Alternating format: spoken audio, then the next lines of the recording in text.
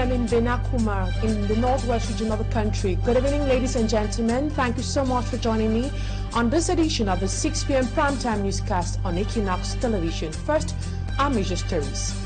The tension between commercial bike riders and council agents persists in the nation's political capital, Yaounde. The council agent was subjected to jungle justice that led to his death in a locality known as Wada in Yaounde 2 subdivision. This incident is coming few days after the senior divisional officer for the Fundi, still in Yaounde, suspended the activities of the council police following the death of a bike rider in that part of the country. Meantime, former Cameroon Prime Minister Philemon Yang has been elected President of the 79th United Nations General Assembly. The elections took place yesterday in New York. Some Cameroonians say they are hoping that he will use his position to raise awareness about the over 7-year-long armed conflict that has resulted to several casualties in Anglophone Cameroon. Also in this newscast, we'll talk sports as the Cameroon Football Federation FECAFOOT continues with preparations ahead of the World Cup qualification games of the Indomitable Lions against Cape Verde that's going to be taking place tomorrow. Those are major stories. Stay with us for details and more.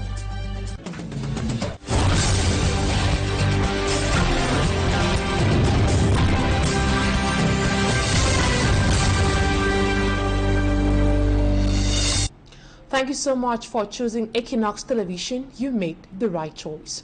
We begin with this human interest story. A council agent has been killed by angry commercial bike riders in Yaounde. The municipal police agent of Yaounde 2 subdivision was subjected to jungle justice by the angry bike riders in a locality known as Wada.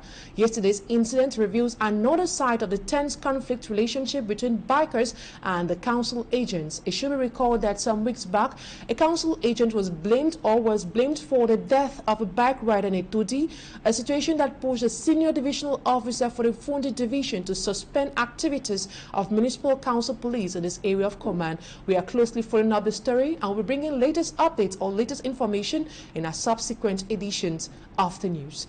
Away from that, we'll be telling you about the election of the president of the 79th. We'll tell you about Philemon Yang, who has been elected by acclamation by the president as president of the 79th UN General Assembly in New York. The elections took place yesterday. Let's take a listen to Philemon Yang in this excerpt.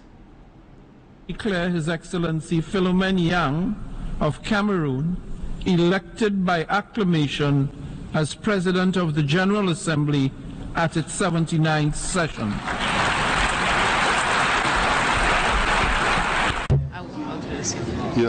Good afternoon, everyone. I have the honor to introduce you to the President-elect of the General Assembly, His Excellency Mr. Philemon Yang. He will deliver some opening remarks, and after that, take your questions. Thank you very much.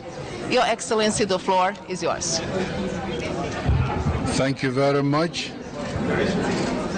There's just been an election. I have been elected President of the 79th session. I am not yet in place. I'm not yet working. So I look forward to this with a lot of enthusiasm. Thank you very much. And the president of the 79th UN General Assembly, Philemon Yang, equally assured the council that he's going to focus on bringing about peace, justice, as far as the world is concerned. Let's take a listen to him once more.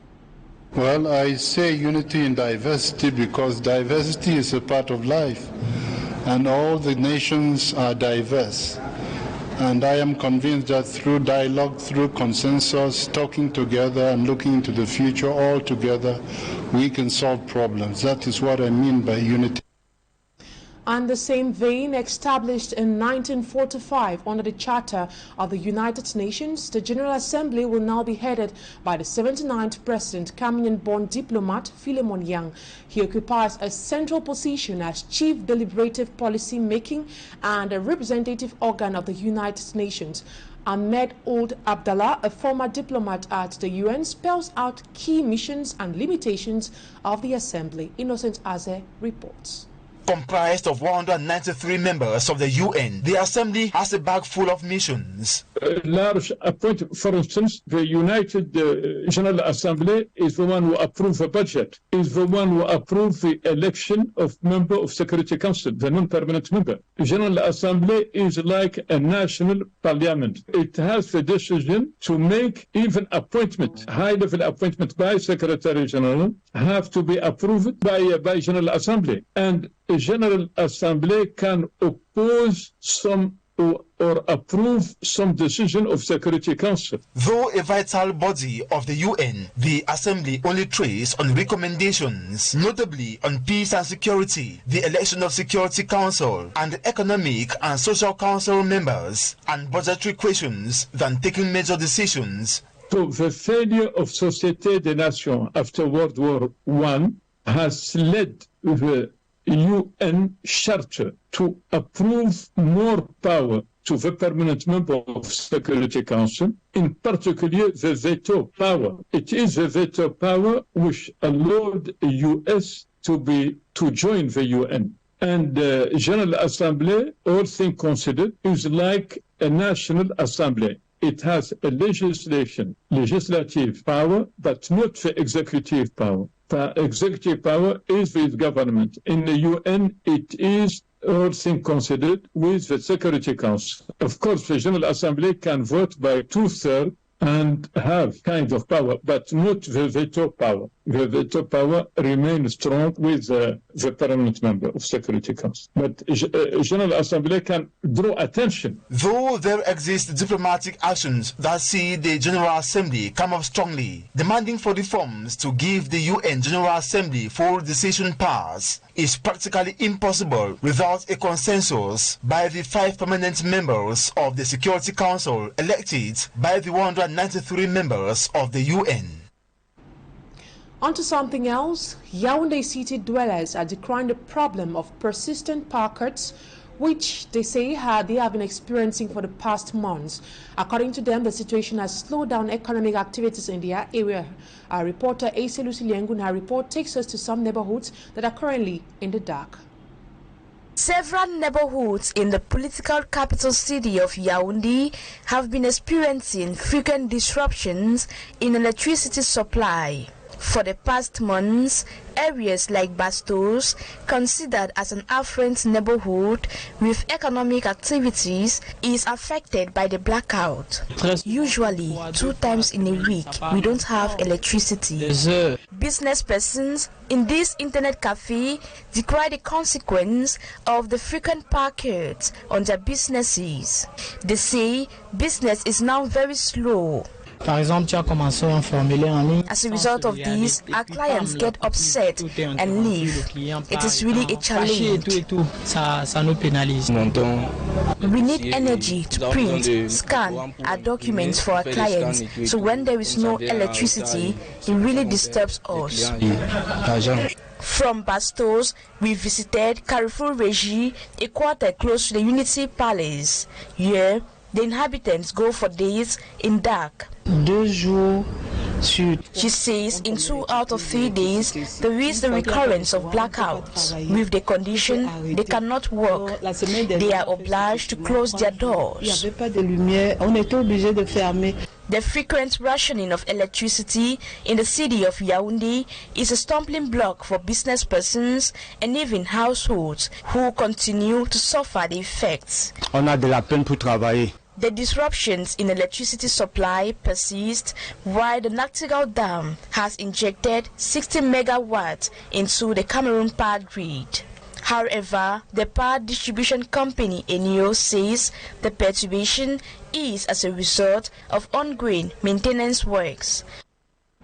Ase Lucy Lengu reporting there on the challenges faced by some population of Yaounde following the persistent power cuts in their area. Away from that, on our Discovery page today, we'll take you to a locality known as Bojongo in the Douala 4 subdivision. Here, a priest and environmental advocate, Reverend Father Innocent Wefon, has taken keen interest on how to transform plastic waste into useful products. According to him, it is his own way of protecting the environment. Mala Glory takes us to Bojongo. We are at the residence of Reverend Father Innocent Wafon Akum in Bonaberry, Douala 4 municipality. His home showcased a variety of furniture and decorations made from recycled plastic bottles, all crafted by his hands.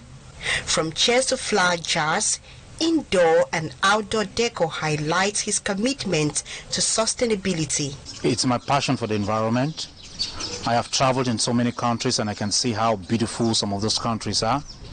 And when I came back to Cameroon, I discovered that plastic was one of the things that made our country look so ugly. So I decided to venture into plastic recycling, just to let people that we don't have to litter plastic. Father Akum's passion for recycling plastic has grown over time, driven by a desire to mitigate the environmental hazards posed plastic waste. He says collecting and processing used plastic bottles to create useful materials has become his passion. He believes his efforts can significantly reduce plastic littering, which poses a serious threat to the environment. I am encouraging a lot of young people to venture into it because the raw materials are very cheap. They are free. Douala, like many urban areas, faces significant challenges with plastic waste management. The city generates over 100 tons of plastic waste, contributing to unsanitary conditions, blockage drainage systems, flooding and pollution. The lack of an effective recycling system has worsened the situation, presenting a veritable concern to the local authorities. I think we still have a problem because we are dumping all our waste in one trash can. Despite ongoing efforts to combat plastic waste pollution in Cameroon, progress remains limited to address the scale of the problem. However, initiatives like those of Reverend Father Akum offers a glimmer of hope and a model of community-driven environmental stewardship.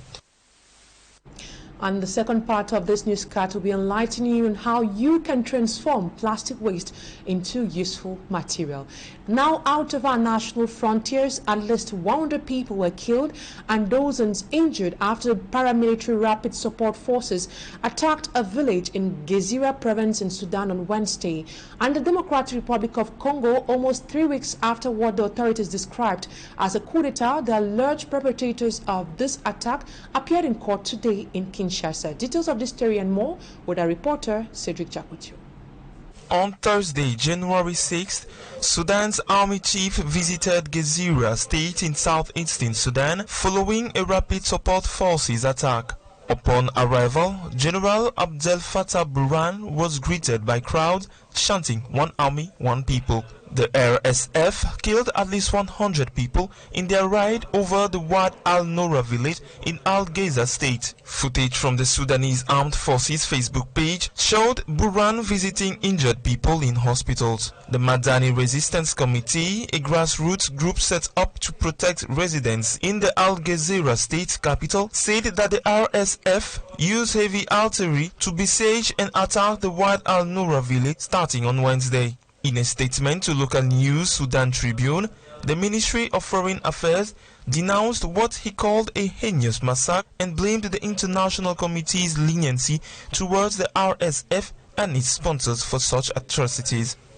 Marcel Malanga, the son of Christian Malanga, alleged leader of the commando who died on May 19, and several nationals of foreign nationalities which are Americans like Benjamin Zalman and Taylor Thompson.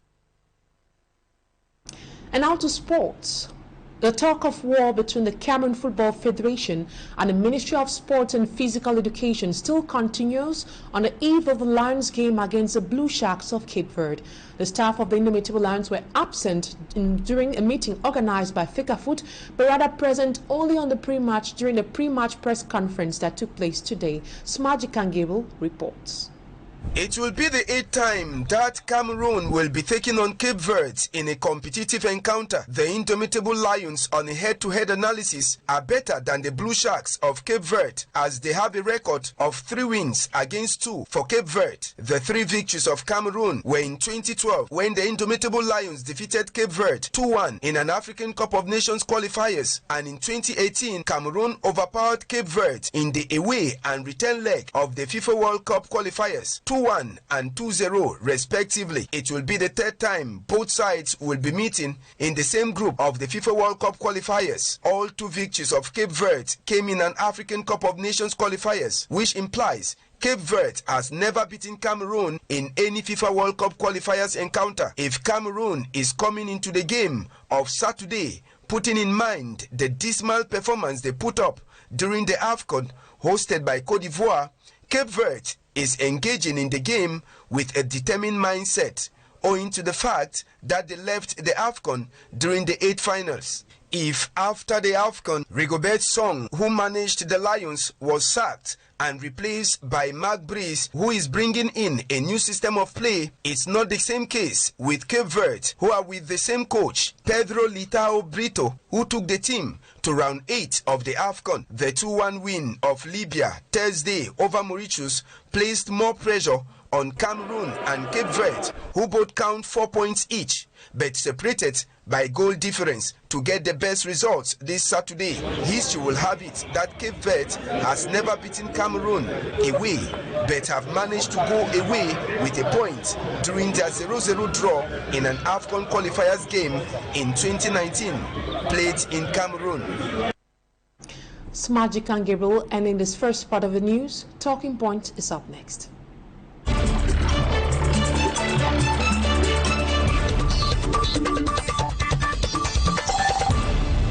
Tonight on Talking Point, I'll be receiving Reverend Father Innocent Wefon Akum. He is a priest and environmental advocate. I'll be discussing on how we can better transform plastics, which we could see litter on our streets, in the gutters, in our streams, into useful objects. Good evening, Father. It is a pleasure to have you on Talking Point tonight. Good evening, and it's my pleasure to be here, and good evening to all our televiewers of Equinoxe channel. You are playing a major role in solving the problem of poor disposal of plastic waste in Cameroon. Can you explain to us what inspired you? I was inspired in Kenya, and I was inspired by the fact that if we do not treat our environment very well, the environment becomes very harmful and disastrous to us. So when I came back to Cameroon, I saw that our management of plastic was very poor. Not at the level of the government, but just at the level of the common man. How people just litter plastic everywhere. And the effects are there every year, and people ignore those effects. And one of those effects are, you have floods every year, and you also have water passages which are blocked.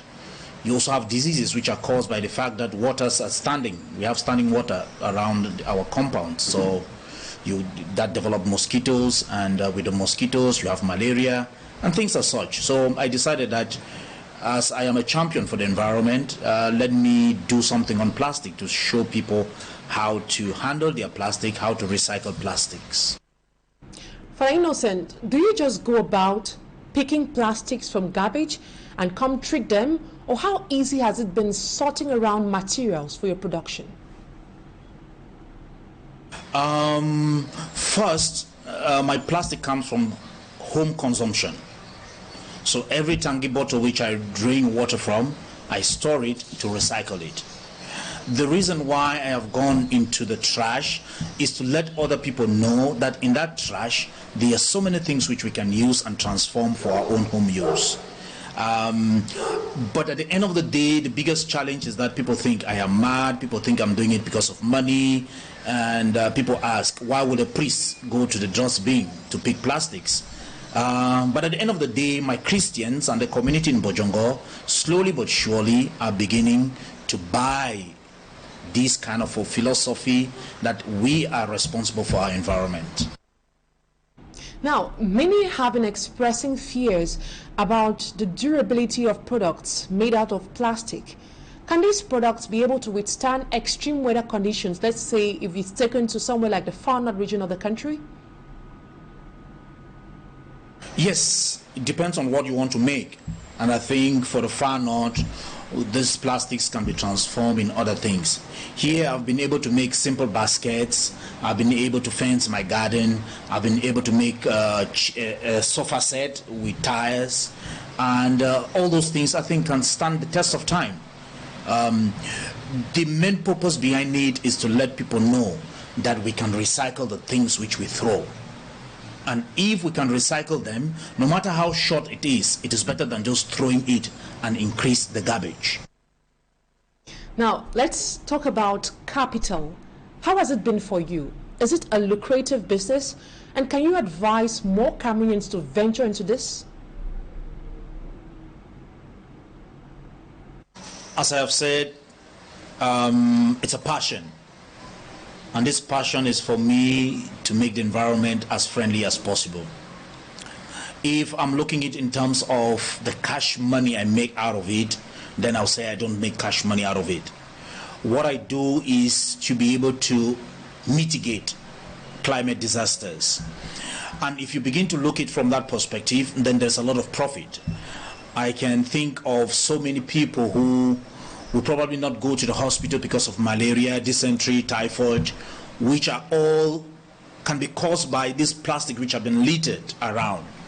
And so in that sense, it's very profitable for us, not only for me, it's very profitable for us as a people and as a community.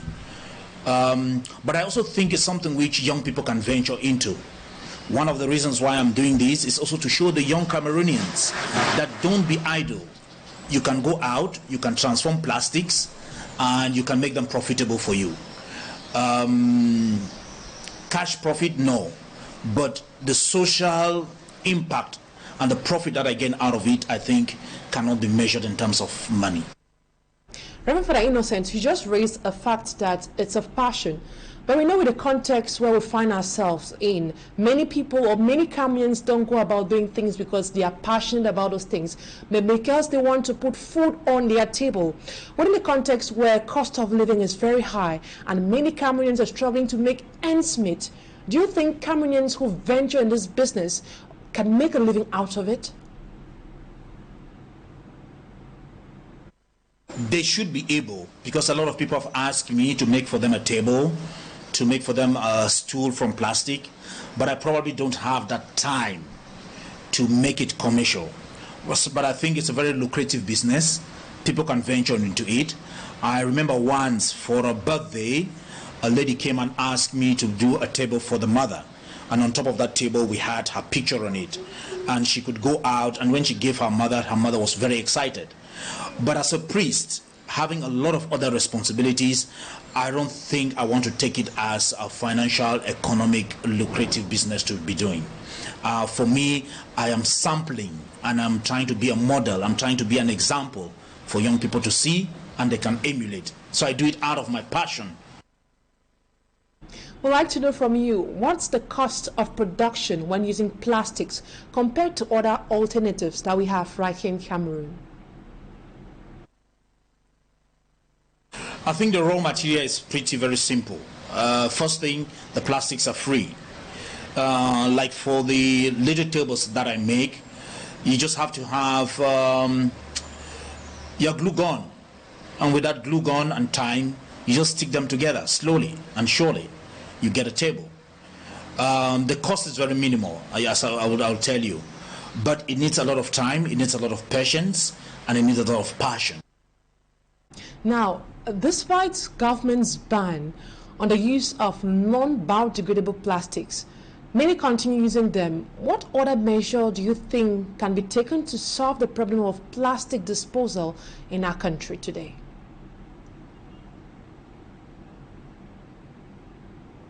I think rules alone are not enough. I think people are just ignorant of the effects of plastic. People have the knowledge, or people have the information, let me put it that way. People have the information, but they are not convinced. They are not convinced that plastics are dangerous. I think government just needs to sensitize people, talk more.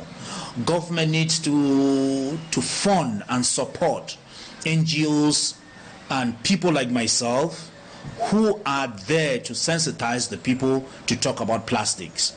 I'll tell you one of the things that I do when I go to a supermarket with my car. I will never pick a plastic bag. I'll carry everything in my hand, put it in my car, come back to the house. But it takes me time. Sometimes I'll take 30 minutes just to explain to this teller that I don't need to pick the plastic because I have a car. Picking the plastic means I just need to make Douala a dirtier town. So the government has a lot to do in terms of sensitization, but it has to use the people who are connected with the common man. You just highlighted the role that is supposed to be played by the government. Now, talking about the common man like you and I, what extra effort can we take in order to mitigate the negative effects of plastic pollutions, especially in a town like a cosmopolitan city like Douala, where we see plastics littered around? The first thing is for us to begin to tell the common man that the biggest effect of climate change comes back to the poor, not the rich. When there is a flood in Bonaberi, yes, it will take you maybe 2-3 days for the government to react. If there's flood in Bonapriso, for example, I'm very sure after 2 seconds, the government will always obviously react to that kind of a situation. So we as the common people, we have to look after our environment. If you go to the hospital, those who are sick of malaria, typhoid, dysentery, all these things are things which are also being caused by our poor handling of the environment. Who are those? Poor people flogging our hospitals. The poor man or the common man needs to know that this is our common home. If we don't look after it, nobody will care for it. When you talk about littering, you see our streets in Douala. They're common man. You eat a bit of beignet or pop-forth, what we call. They throw the papers on the street. Who do you blame? Actually, the common man has a lot more to do even than the government. Reverend Father Innocent Wayfon, thank you so much for your time. And that's where we'll put an end to today's edition of the 6 p.m. primetime newscast on Equinoxe Television. Thank you, ladies and gentlemen, for your keen attention. Up next is Equinoxe Soir, presented by Serge Along Otto. Have a wonderful weekend.